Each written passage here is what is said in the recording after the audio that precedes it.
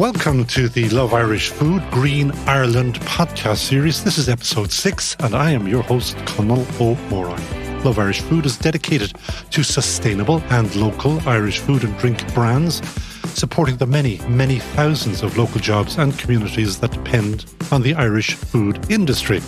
Do visit loveirishfood.ie for a full list of all your local brands.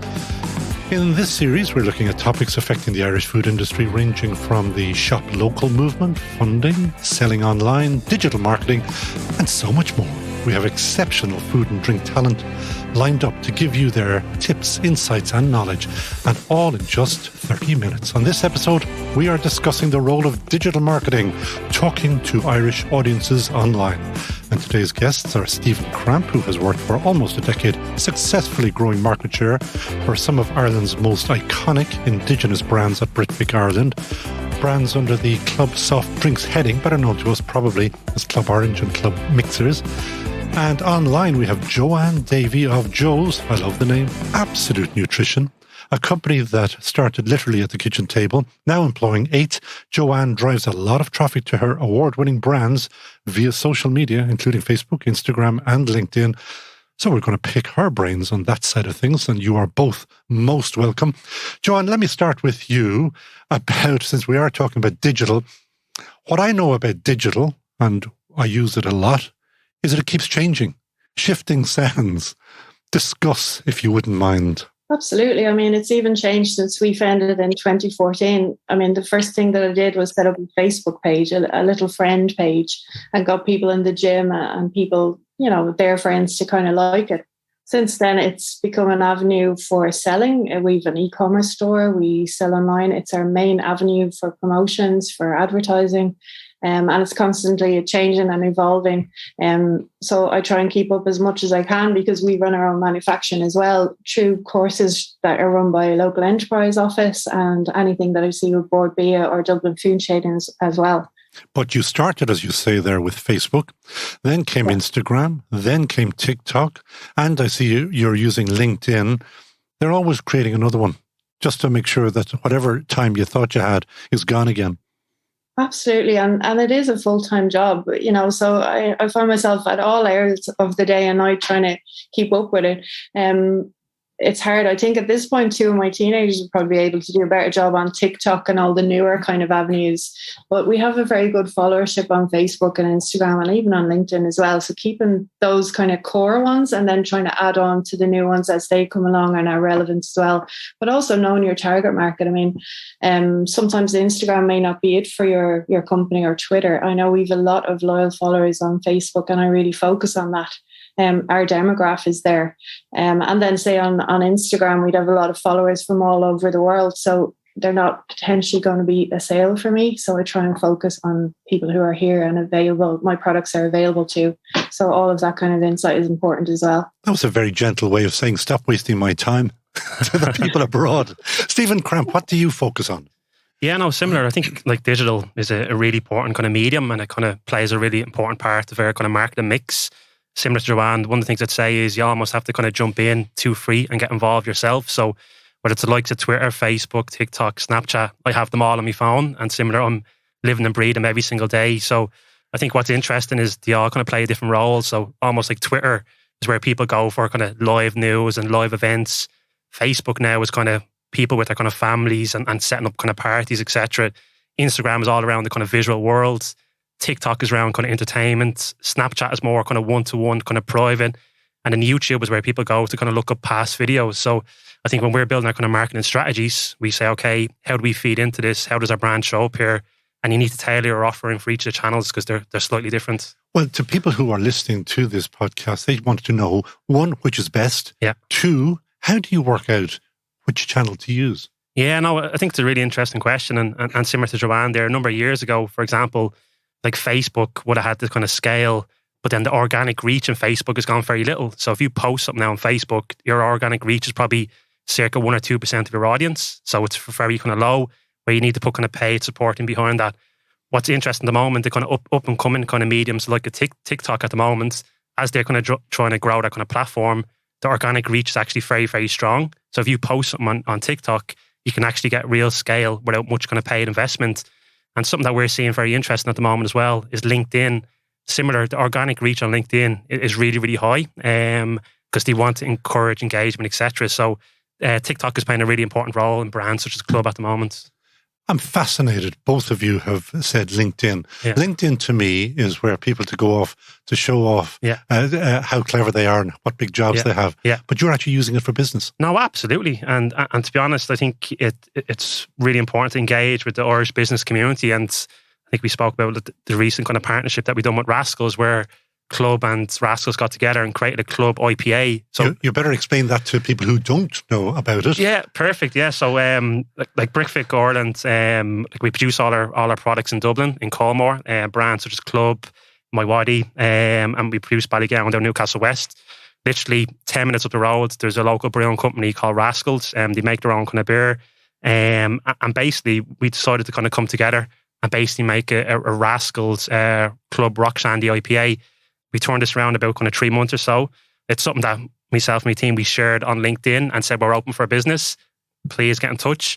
And to be honest, we probably had about 10 or 15 approaches since then around, let's do partnerships together. So I think it's a really interesting tool to get stuff out there. That's very interesting. But also tell me, because you've already told me, how successful was that collaboration with Rascals? Yeah, that was absolutely an amazing kind of response. From an online perspective, we sold out within an hour and a half, the full production run. Similar was available in roughly kind of 90 or 100 retail kind of stores. Similar demand was absolutely massive as well. So that's one of the things that I'm really open to the Love Irish Food members. Like, let's partner together. Let's work together and see what we can get some mutual benefit from.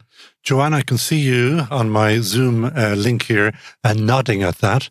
You agree, obviously? Yeah, collaborations are so important. I mean, even going back to the LinkedIn thing, I was kind of a bit cautious putting stuff up, saley kind of stuff up beforehand, but I've got a lot of corporate sales and deals through putting up what I have available on LinkedIn. So it's worked out really well. And then the collaboration side of things for us, because we have our own manufacturing as well, we can collaborate as a brand and join up with other companies and other brands. Like, for instance, we joined up with a tea brand because our snacks go really well with a tea or whatever, coffee when you're out on the run. But we also can join up collaboratively through our manufacturing. So we make snacks for like Fresh or Kerrigan's Meat Company and stuff like that. So, I mean, you're getting all of their reach and they're getting yours. So it makes sense to collaborate as much as you can. That's a very good tip. Now, both of you have mentioned the word paid for, which means ads. And does it work, Stephen, without the ads? Because I think what you're saying is on some of the platforms that you do need to have an extra spend. Yeah, no, absolutely. No, it does. And like one of the things I'd say when kind of running the kind of social media channels is that you need to kind of offer value to the consumer as well. It's no good just putting a post up, we're great, we have this new kind of product out. You need to kind of bring them in and engage them as well. So now, how do you do that? Because you're here to share your brain on this. Yeah. How do you do it? So an example of something that we would have done in the past, basically, like Club is around kind of the best bits, and bits are very important to the brand. So literally one time we asked a question on Facebook, what do you think the best bits of Ireland are for a chance to win a Creative Club Orange? Now this was in probably 2015, 2016. That got about a couple of thousand responses. The best bits are chicken fillet roll. The best bits is a GA. The best bits is my mammy. The best bits is gone for a pint with the lads. So basically we took all them best bits and we actually created a piece of video content playing back all them engagements that the consumer gave us. And then we seeded that back out online. And the feedback from consumers like, oh my God, I know this is an advert, but it feels like it's not an advert. But it wasn't an advert because they wrote it for us. And we rewarded them engagement. So you're winning. Absolutely lovely one and lovely idea. And Joanne, have you tried anything, I won't say similar because that's a pretty clever one on playing on the bits thing. What has worked for you? That's just given me a great idea, actually. But yeah, we did something recently that I thought was really nice. It ties in with what we're trying to do on Instagram and everything. It's kind of, we're trying to put across that we're not just a kind of a generic brand, that there's people behind it and we make everything and you can see us in the bakery. And our family would be involved, I suppose, being outdoors and active, and ties in with the snacks. So we did this competition recently on Facebook where we showed our favourite place to go, where our go-to place, and where we bring a flask of tea and snacks and send in your favourite place to go. And the pictures and videos that we got in was amazing. Even people like doing up areas that they hadn't had to do with all their neighbours and stuff like that. So we had a great reaction to that. But it would be nice to do a little collage of all those pictures now and share that back out. You are listening to the Love Irish Food podcast. For more information, visit www.loveirishfood.ie. And back to my original question, because I got sidetracked as I do so often, about the paid. Are we talking about a lot of money here, Stephen?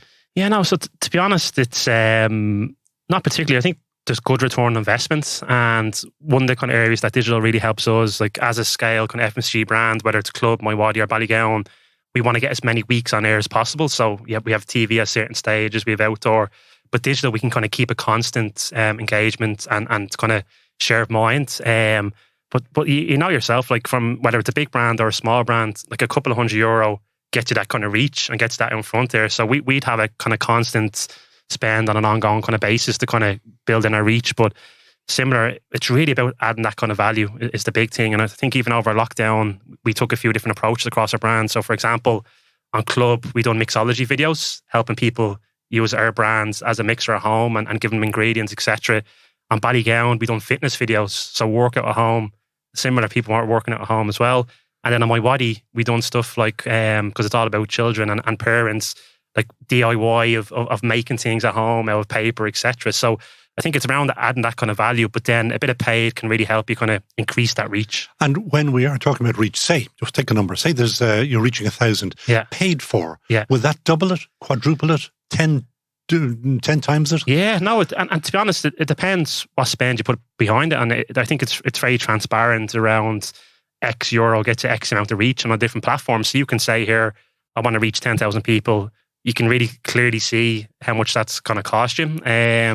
So yeah, like to be honest, you can actually do it from your phone, like, and you could see it here now saying, okay, here, I want to reach X amount. I want to put €20 to €50 behind this, and you'll see how many people you reach. And I think what's really interesting as well is then you can see the engagement with them posts as well, and you can modify them if the messages isn't working as well. You obviously were reading my mind, because my next question was about that. It was engagement. Reach is one thing. Yeah. That just happens. Yeah. It's out there. Yeah. But then the engagement. Joanne, trying to get people to actually engage with you.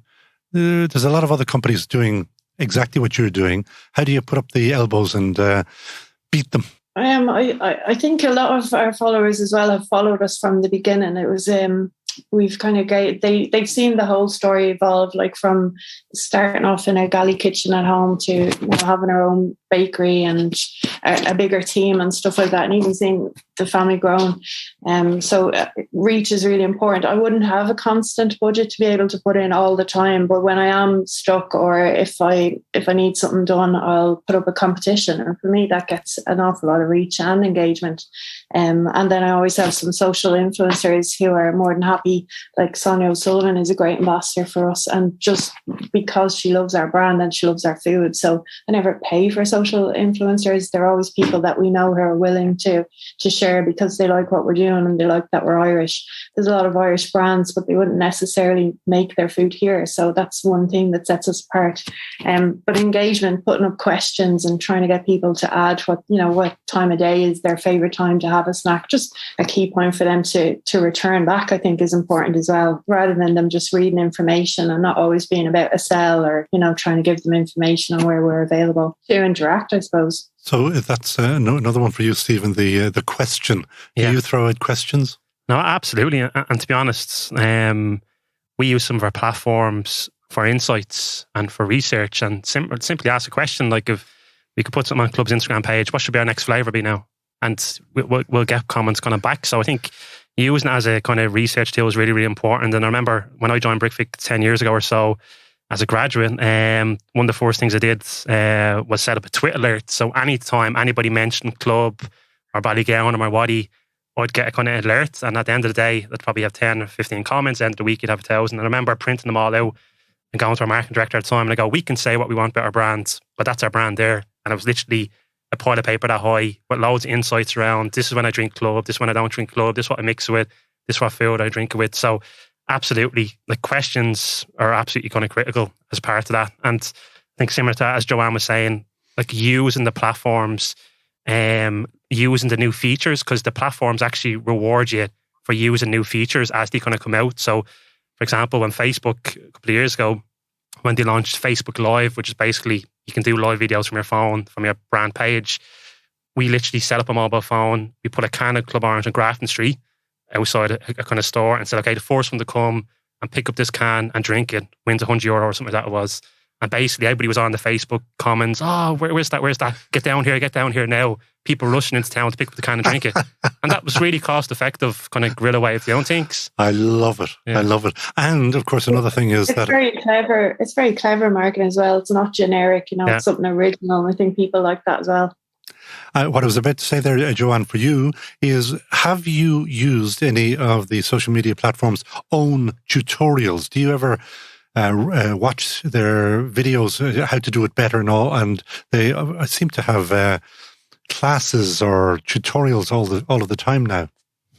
I've watched a couple of them, but to be honest, I've done maybe 1 or 2 courses, right? A full day course on exactly how to do it and get into it. And really, I suppose if you just have time and put your mind to it and get into it, it's all quite self-explanatory to go along once you know your keywords and your key target market and stuff like that.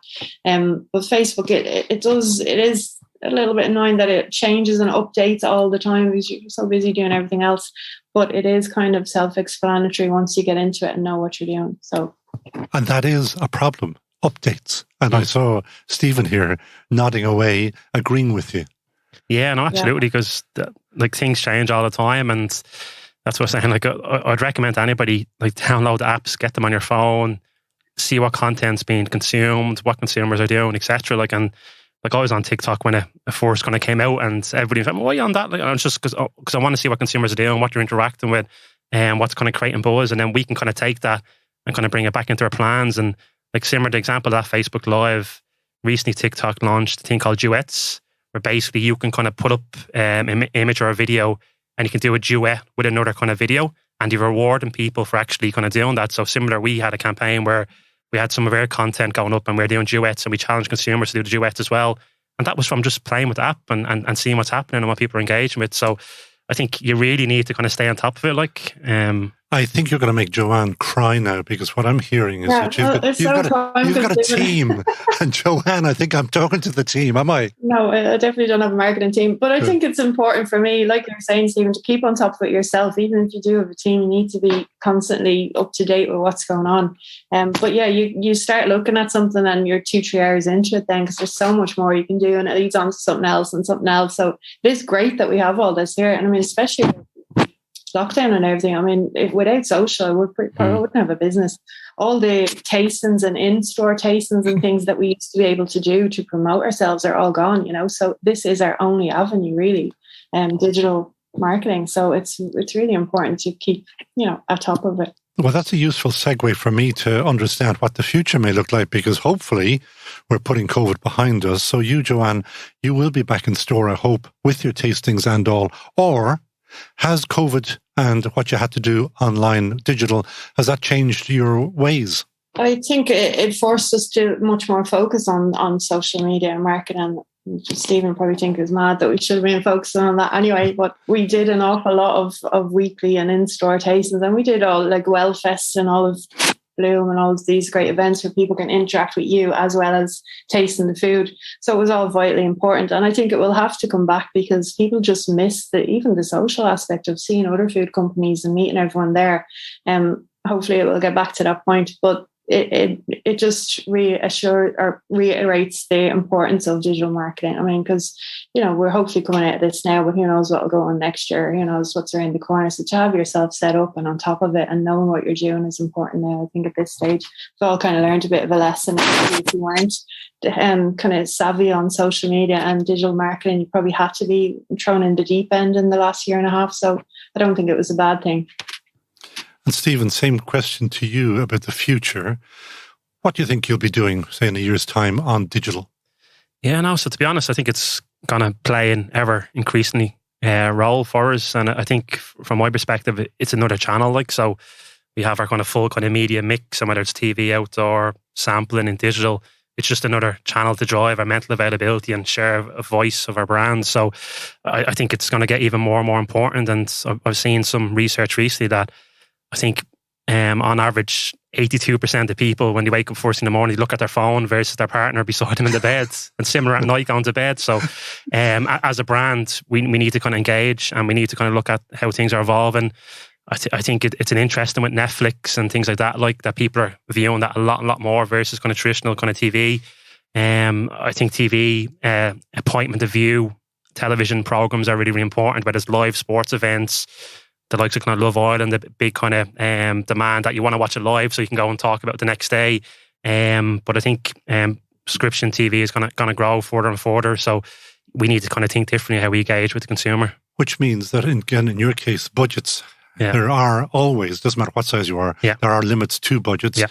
And the allocation of that, presumably what I'm hearing is digital is just going to grow more and more, and therefore the others will have to decrease. Yeah, no, absolutely. Like I think what's interesting, like FMCG is a tough enough category, and we have brands such as Club, Bally Animal Waddy, but we're up against some of the biggest brands in the world that outspend us probably 15-1 on any occasion. So we need to do things differently. And the approach that we take is a hyper-local approach on our brands to do things differently against our kind of global competitors. What would that actually mean? So from everything, like we produce our products in Dublin, Club and Ballygowan produced in Colmore. Our innovation team is based in Dublin. Our marketing team is based in Dublin.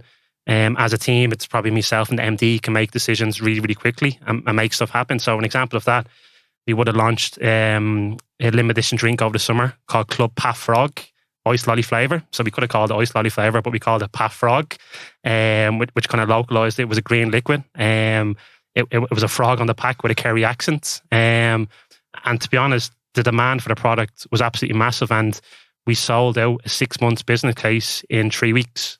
Completely gone. So we kind of ramped up again and got materials back in and produced it again. And we'll be running out now over the summer. So I think our innovation needs to be hyper local. Our comms, our messaging, our tone of voice needs to be hyper local.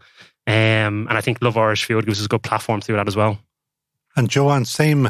Have you done anything hyper local, a new term? I think we're always, as part of the Super Value Initiative, starting off and now part of Love Irish Food. That's one of the things we're trying to, differentiate ourselves in that way compared to our competitors. We're an Irish bakery, so a bakery and a brand. We make everything here. Our staff are all local, our drivers local. You'll see the vans going around town, and we've got guys then who go down south in the vans as well. So we employ local people down south to do that end for us. So just, and having a rapport with all of the shops and stores that we're in is really important. But I suppose when we get into a new area or a new shop or store, we will target that specific area and be local in that sense. But I mean, just the Love Irish is invaluable to us because it's a signature to say that we're here and we're totally local. Like there's nothing outsourced abroad or anything else. So it's really important, especially since people in the pandemic are trying to shop local and eat local more. Reduced air miles, all of that kind of thing is important to us. That all sounds very, very positive, and I've learned a whole hell of a lot from the two of you.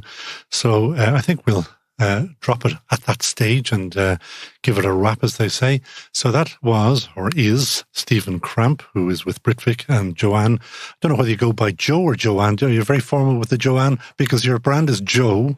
Jo's Absolute Nutrition. Are you Jo or Joanne? Jo, mostly. Jo, okay. Well, Jo and Stephen, thank you so much for joining us on this podcast. And do remember that there are another 5 already up there to listen back to. Thank you so much. Brilliant. Thanks a million. Cheers. The Love Irish Food podcast. For more information, visit www.loveirishfood.com.